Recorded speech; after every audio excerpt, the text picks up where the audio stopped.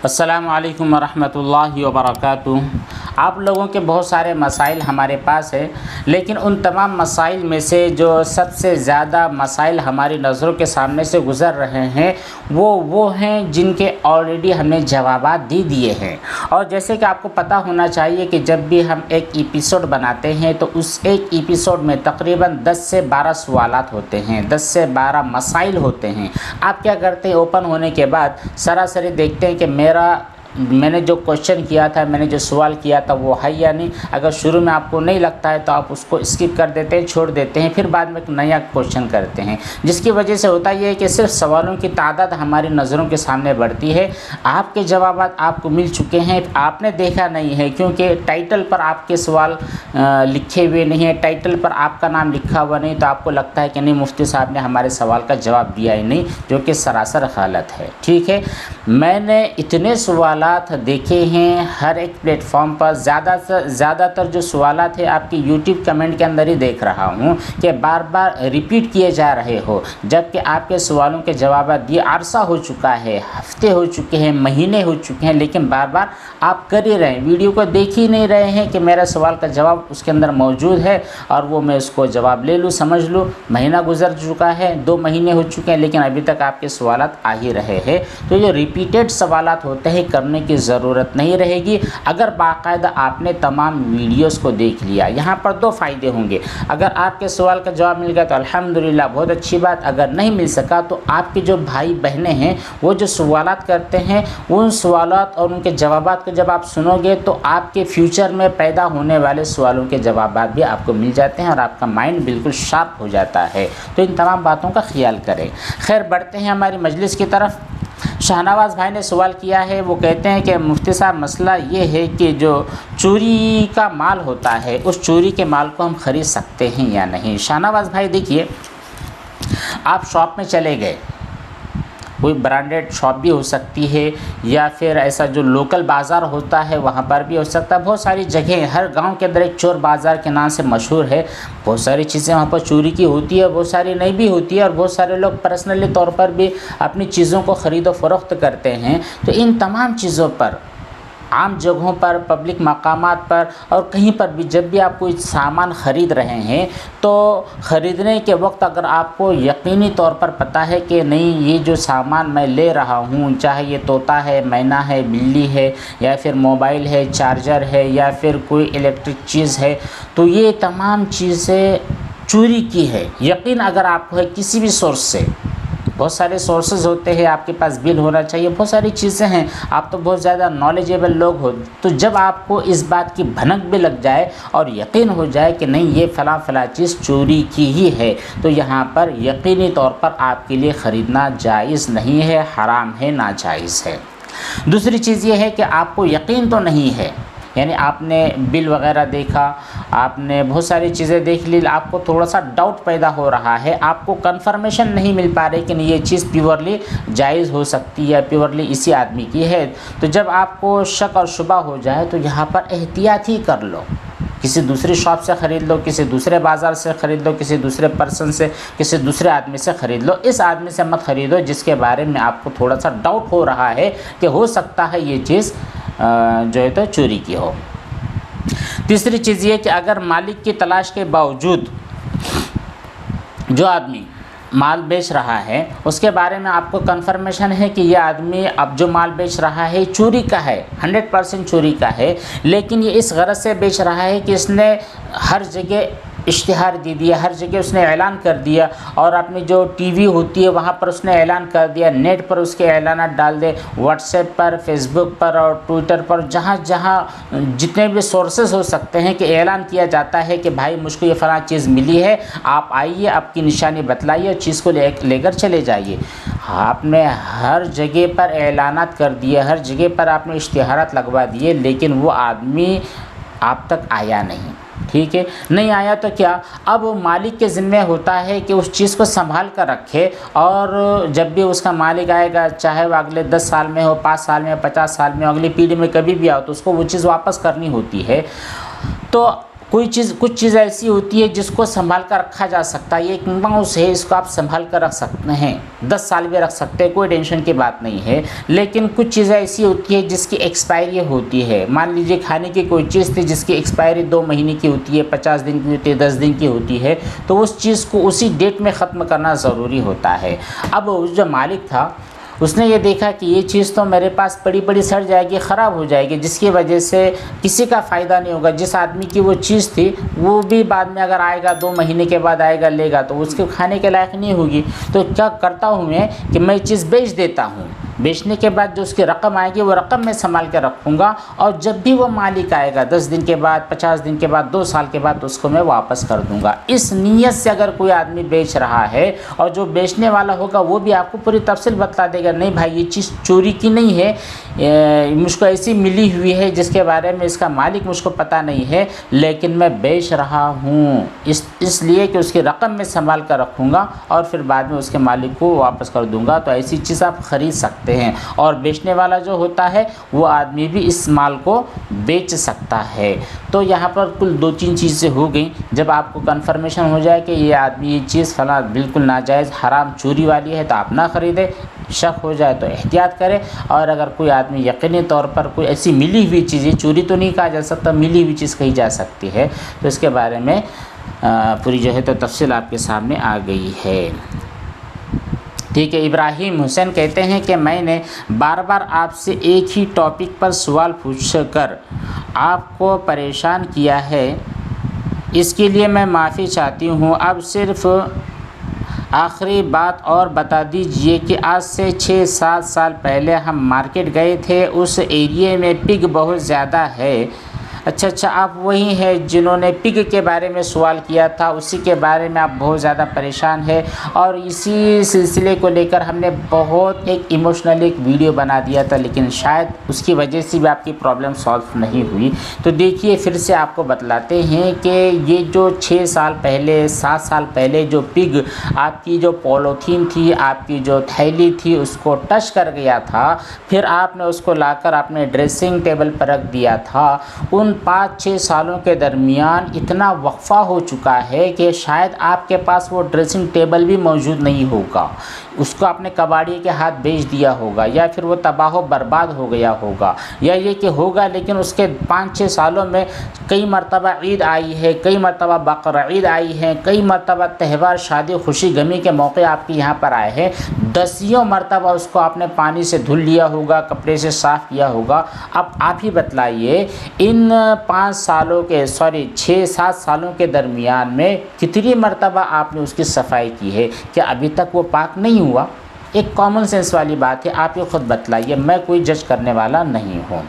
दूसरी चीज़ ये, मैं आपको और एक तसल्ली वाली बात ये बतलाता हूँ कि जो पिग होता है जिसने आपके पॉलीथीन को 5-6 साल पहले छू लिया था, टच कर गया था, यहाँ पर भी सोचने वाली बात ये है कि अगर वो पिग सूखा हुआ था, जिसके ऊपर पानी नहीं लगा था, जिसके ऊपर कीचड़ वगैरह नहीं लगा था, वो सिर्फ सूखा था, और उसका जो सूखा बदन था आपके पॉलीथीन के ऊपर टच हो गया है, तो यकीन रखें उसकी वजह से आपकी पॉलीथीन नापाक नहीं हुई। ठीक है, नहीं हुई। नापाक कब होगी? जबकि वो सुअर, खंजीर और वो जो पिग है वो गीला होगा, उसके बाद ही आपकी चीज़ें नापाक होगी। ठीक है, अगर नापाक हो भी गई होगी, अगर गीला नहीं था तो टेंशन वाली बात ही नहीं है।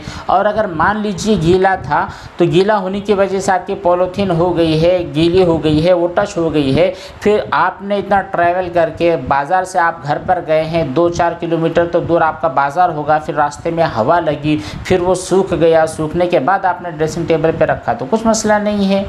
फिर तीसरी चीज़ ये कि अगर मान लीजिए वही गीली चीज़ ही आपने ड्रेसिंग टेबल पर रख दी थी, लेकिन 5-6 साल हो गए हैं, तो आपने 10 मरतबा तो उसकी सफाई कर दी, फिर भी आप वहम के और जो भी बातें आपके डिस्टर्ब करने वाली हैं, माइंड के अंदर चल रही है, उनको हम तो दूर नहीं कर सकते। उसके लिए आप ही को कोशिश करनी पड़ेगी, उसके लिए आप ही को हिम्मत जुटानी पड़ेगी। और मैंने कहा है कि जो बात गुजर चुकी है वो गुजर चुकी है। शायद 1-2 दिन पहले भी आपको एक वीडियो मिला होगा, जो गुजर गया सो गुजर गया। क्या कर सकते हैं? जो पास्ट में बात हो गई है हो गई है। आज अफसोस करने की वजह से न मेरा कुछ फ़ायदा होगा, ना कुछ आपका फ़ायदा होगा, ना फिर वो पुराने दिन लौट कर आने वाले हैं, ना वो पुरानी नजासतें लौट कर आने वाली हैं। तो फिर डिस्टर्ब होकर अपने आप को परेशानी के दलदल में डालने की वजह से मेरा और आपका क्या फ़ायदा होगा, खुद आप सोचें। और उम्मीद है कि फ्यूचर में आप इस वहम से तो बाहर ही निकल जाएंगी, निकलना ही होगा। और अगर आपने इसी पिक के बारे में सवाल किया है तो यकीन जानिए कोई जवाब यहाँ से नहीं दिया जाएगा, इसलिए कि जब जब हम जवाब देते रहेंगे तब तक नया सवाल क्रिएट आप करते रहोगे और इसी रिलेटेड आप पूछते रहेंगे, तो आप यहाँ से बाहर निकल जाइए। इस वहम को छोड़ दीजिए। हमारे सामने हमारा ब्राइट फ्यूचर है, उस फ्यूचर को देखना है, हमारी अगली जो ज़िंदगी है उसकी तरफ हमको बढ़ना है। खैर चलिए, काफ़ी बात हो चुकी है। मोहम्मद यूसुफ भाई कहते हैं कि मुफ्ती साहब, मैं बाथरूम में नापाक कपड़े धो रहा था और उसी पानी में एक मच्छर भी आकर बैठ गया। अब मैं कपड़े धोने के बाद गुस्ल करने के लिए गया तो वहीं पर वो मच्छर पानी में वापस से कूद गया है और मैं उससे नहा रहा था, तो मेरा जिस्म पाक हो गया है या नहीं? मोहम्मद भाई देखिए, जो मच्छर मक्खी पिस्सू होते हैं, अगर इन्होंने खुदकशी कर ली, आपके नहाने वाले पानी के अंदर कूद कर अपनी जान आफरीन के सुपुर्द कर दी, तो कोई टेंशन की बात नहीं है, वो पानी नापाक नहीं होगा। क्योंकि इसके पहले भी अगर आपने जो हमारी सीरीज़ है सवालात और जवाबात की सीरीज़, शायद ये 278 279 इस तरह की कोई सीरीज़ शायद बनने वाली है, तो 200 से ज़ायद वीडियोस बन चुके हैं और इसके अंदर दसियों मरतबा मच्छरों के बारे में मसला आ चुका है। अगर आपने पहले किसी वीडियो को मुकम्मल वॉच किया होता जहाँ पर इस तरह का तस्करा है, तो आज आप परेशान नहीं हुए होते। तो खैर मोहम्मद यूसुफ भाई, कितने भी मच्छर खुदकुशी कर ले, आपके पानी के अंदर आपका पानी नापाक होने वाला नहीं है। यहाँ पर समझने वाली बात यह है कि इनके अंदर बहने वाला खून नहीं होता है, और जब बहने वाला खून नहीं होता है तो आपके पानी में गिरने और कूदने की वजह से फिर पानी नापाक होने का सवाल ही पैदा नहीं होता है। अरबाज़ ख़ान ने फिर भी से सवाल किया है। अरबाज़ भाई, आपके बहुत सारे सवालात हैं, लेकिन हमारे सामने कुछ शायद एक दो ही सवालात आए हुए हैं, तो जो बहुत सारी मिक्स बातें, बहुत सारी डबल बातें, तो वही आपसे दरख्वास्त है कि पिछली वीडियोस को मुकम्मल तौर पर देख लिया करें। बहुत सारे सवालात हमारे यूँ ही हल हो जाएंगे। तो अरबाज़ भाई, आपने सवाल किया है कि जो बारीक सी नापाकी होती है, बिल्कुल छोटी सी, यानी सुई की नोक के बराबर जो बारीक होती है, वो नापाक होती है या नहीं? मैं आपसे सवाल करता हूँ कि क्यों नापाक होंगी? जो सुई की नोक से बारीक या सुई की नोक की तरह जो नापाकी होती है, हमको दिखेंगी भी नहीं। उसको देखने के लिए भी हमको माइक्रोस्कोप लाना पड़ेगा, और शरीयत थोड़ी कहती है कि तुम हर नमाज के पहले माइक्रोस्कोप ले लो, वो जो दूरबीन होती है वो दूरबीन ले लो, और दूरबीन की खुर्दबीन जो होती है खुर्दबीन ले लो, और पूरे बॉडी को, पूरे कपड़े को चेक करें। ये शरीयत और सुन्नत का मिजाज नहीं है। हम खुद अपने आप को परेशान कर रहे हैं सुई की नोक को लेकर के। कितनी ही नजासतें हमारे कपड़े पर यूँ ही चलते फिरते उठ जाती है। हम तो बस इसी रूम के अंदर 24 आवर्स बैठे नहीं रहते, हमें काम धंधा करना होता है, हमें खेतों में काम करना होता है, हमें बाइक से सफ़र होता है, हमें पैदल के सफ़र होते हैं, हमें लोगों से मिलना होता है, हमारे जानवरों के पास से गुजरना होता है। थोड़ी बहुत नजासत यहाँ वहाँ से उड़ी जाती है। जो नजासत आपको दिख गई है, और दिखने वाले नजासत जाहिर सी बात है सुई की नोक के बराबर नहीं होगी, तो ऐसे मसला साफ़ हो गया कि सुई की नोक के बराबर है तो माफ़ी के दर्जे में है। ठीक है, ये समझने वाली बात है। इन तमाम चीज़ों को समझिए भाई। जोया, बहुत बड़ा नाम है आपका, जोया मुग़ल जी। सवाल आपने किया है कि क्या टॉयलेट सीट के साथ टच होने की वजह से जिस्म या कपड़े नापाक हो जाएंगे? मुझे ये वहम होता है। जब भी वहम की बात आएगी तो समझ लीजिए कि इसकी कोई वक़्त नहीं, कोई अहमियत नहीं है, जिसकी वजह से आप कई मरतबा अपने हाथ को, अपने मुंह को, अपने बदन को धोती रहती हैं, बेड शीट को भी साफ़ करते रहती हैं, तो सरासर आप अपने ऊपर जुल्म कर रही हैं। जब आप टॉयलेट सीट के ऊपर बैठी हैं, और टॉयलेट सीट के ऊपर बैठने की वजह से जो आपका बैक वाला जो एरिया है वहाँ पर नजासत उड़ने का कोई सवाल ही पैदा नहीं होता। नीचे के अगर मान लीजिए आपने बहुत ज़्यादा प्रेशर से पानी को डाला है, तो वो उड़ करके आपके सर तक पहुँचने वाला नहीं है, या फिर आपके बैक तक पहुँचने वाला नहीं, वो नीचे नीचे रहेगा। ठीक है, तो समझिए आप वो जहाँ पर आपकी बैग लगी है, जहाँ पर आपकी मान ली कपड़ा लग चुका है, या आपकी मान लो आपने कपड़े निकाल कर के वहाँ पर हैंगर पर लगा दिया था, तब कोई मसला नहीं है। ये जो आपका पूरा टॉयलेट वाला एरिया होता है, ये एरिया नापाक नहीं होता है। वहाँ पर आप बैठिए, वहाँ पर कोई टेंशन वाली बात नहीं है। आपके बाल लग गए हैं, कपड़े लग गए हैं, कोई चीज़ समझिए कोई परेशानी वाली चीज़ नहीं होती है। हाँ, कुछ ऐसा हो गया है कि मान लीजिए बच्चे ने पेशाब कर दिया, बच्चे ने आपकी जो टॉयलेट की जो बैग के अंदर जो होता है खड़ा हुआ, वहीं पर बच्चे ने पेशाब कर दिया था, अब वही पेशाब आपके कपड़े पर, आपके बालों पर और आपके जो तो बदन पर लग गया, तब कहीं जाकर के नजासत और नापाकी का हुक्म होगा, वैसे नहीं। अरबाज भाई देखिए, आपका दूसरा सवाल लेते हैं। आपने पूछा ये कि दांत में से खून निकले और हम कुल्ली करें तो पानी में कोई कलर न आए तो पानी पाक होगा कि नहीं। आप मुंह में से जब पानी निकालते हैं ना, कुल्ली करते हैं ना, तो इस कुल्ली का जो पानी होता है, इसको हम दूसरे किसी काम में यूज़ नहीं कर सकते हैं। वो मुस्तअमल हो चुका है, उसको आपने इस्तेमाल कर लिया है, चाहे नजासत को दूर करने के लिए जो आपके दांत से खून निकला है, चाहे सिर्फ सफाई की गरज से आपने खाना वाना खाया था, मुँह में कोई नजासत नहीं थी, सिर्फ एक सफाई के पर्पज़ से आपने पानी का यूज़ किया है, तब भी हमारी फितरत सलीमा इस बात को गवारा नहीं करती हैं कि वो पानी निकाले और वापस से अपने दीगर कामों की यूज़ के लिए रखें। ठीक है, ये बात हो गई अपने सोचने वाली। दूसरी चीज़ है कि नापाक होगा या नहीं, अगर उसके अंदर कोई नजासत है ही नहीं, ठीक है, लेकिन आपको पता है कि मुंह में से जो खून निकला है वो निकला है, तो उसको छोड़ दीजिए, उसको फेंक दीजिए। शायद आप ये पूछ रहे हैं कि नहीं मुफ्ती साहब, मैं जब थूक रहा था तो वही पानी मेरे आस्तीन के ऊपर लग गया, तो फिर धो लीजिए यार, उस आस्तीन को भी थोड़ा सा डाल लो, पानी में डाल लो, ख़त्म कर दो मसला। उसको लेकर के बहुत ज़्यादा परेशान हमें नहीं होना चाहिए। मेरा साफ मतलब कहने का मतलब ये है कि देखिए, हमने ये जो सीरीज़ शुरू की थी, लोगों के वहम गुमान, उनके सोच, उनके समझ, इनसे बाहर निकालने के लिए ये सीरीज़ शुरू की थी। तो इस पूरी सीरीज़ के अंदर आधे से ज़्यादा बल्कि मुकम्मल लोग इन वहम की दुनिया से बाहर निकलकर रोशनी के अंदर आ जाना चाहिए था। ख़ुद लोग अपने पैरों पर खड़े हो जाने चाहिए थे कि नहीं मुफ्ती साहब अल्हम्दुलिल्लाह हमें काफ़ी सुकून मिल चुका है, अब हमें आपकी वीडियो की कोई ज़रूरत नहीं है, हम आपसे कोई सवालात पूछने वाले नहीं हैं। वो इसलिए कि अल्हम्दुलिल्लाह अब हम नॉलेजेबल हो चुके हैं, हमारे पास इतना कॉन्फिडेंस आ चुका है कि कौन सी चीज़ सही है, कौन सी चीज़ गलत है, कौन सी चीज़ पाक है, कौन सी चीज़ नापाक है, इतना नॉलेज हमें मिल चुका है। किताबें हमने बाज़ार से, मार्केट से और कुतुब खानों से और लाइब्रेरी से ख़रीद ली है।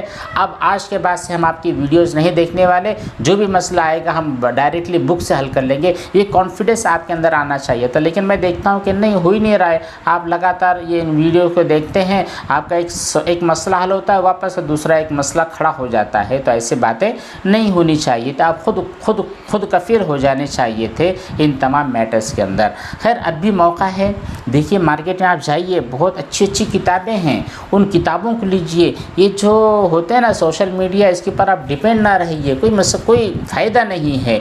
जो नॉलेज आपको किताबों से मिल सकता है वो नॉलेज आपको इंटरनेट की दुनिया से कभी भी नहीं मिलेगा, किसी के वीडियो से नहीं मिलेगा। बस थोड़ी देर के लिए आप कानों को थोड़ा अच्छा लग जाएगा वगैरह, थोड़ी नज़रों को फ़ायदा हो जाएगा, बाकी वो मेमोरेबल चीज़ें नहीं होती हैं। ठीक है भाई, यार बस भाई ख़त्म होता है। आपके जो सवालात और भी हैं ना, तो इंशाल्लाह वक्त भी हो चुका है, काफ़ी वक्त हो चुका है, तो कुछ दिनों के बाद अगली नशिस्त अगली जो मजलिस बनाई जाएगी उस मजलिस के अंदर आपके जवाब देने की कोशिश करेंगे। फिर से आपसे एक दरख्वास्त यही है कि आप वीडियो को पूरा देख लें, आपके बहुत सारे जवाब उसके अंदर ऑलरेडी मौजूद है, नए सवालात करने की शायद आपको ज़रूरत भी पेश नहीं आएंगी, इतने सारे वहाँ पर इस टॉपिक से रिलेटेड नजासत, नापाकी, पाकी, वहम, शक, शुबा, उसीली, इन तमाम चीज़ों को लेकर के इतनी वीडियोस बनाए गए हैं। अल्लाह ताला से दुआ है कि हम सबको अमल की तौफीक बख्शे। वस्सलामु अलैकुम व रहमतुल्लाहि व बरकातुहू।